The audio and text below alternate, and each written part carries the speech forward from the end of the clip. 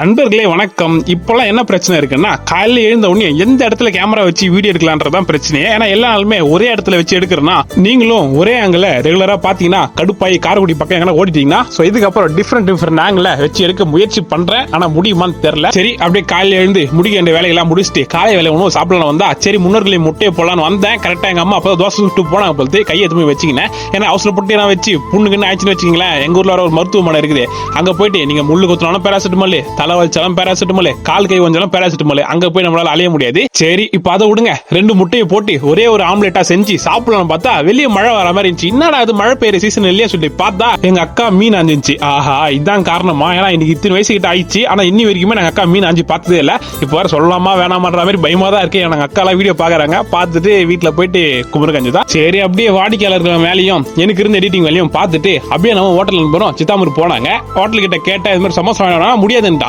அப்படியே என்கிட்ட கேட்ட வாங்கி வந்தாரு. அவர் யாருக்கு வாங்கி வந்தாரு?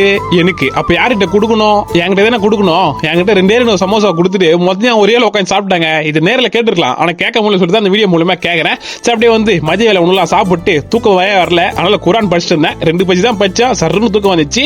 அப்படியே கொஞ்ச நேரம் எகிரி பூச்சி பிச்சனையும் ஹோட்டலும் விளையாடி இருந்தானுங்க. விளையாடிட்டே இருக்கப்ப திடீர்னு ஒரு ஏலியன் வந்தான். நண்பா, வண்டி ஒன்று எடுத்திருக்கோம், எடிட் பண்ணி தர முடியுமான்னு கேட்டா, டேய் ஆல்ரெடி எடிட் பண்ணி தான் மண்டைய மைதானம் மாதிரி ஆயிடுச்சு, இதுக்கப்புறம் முடி கொட்ட விடவும் மாட்டேன்.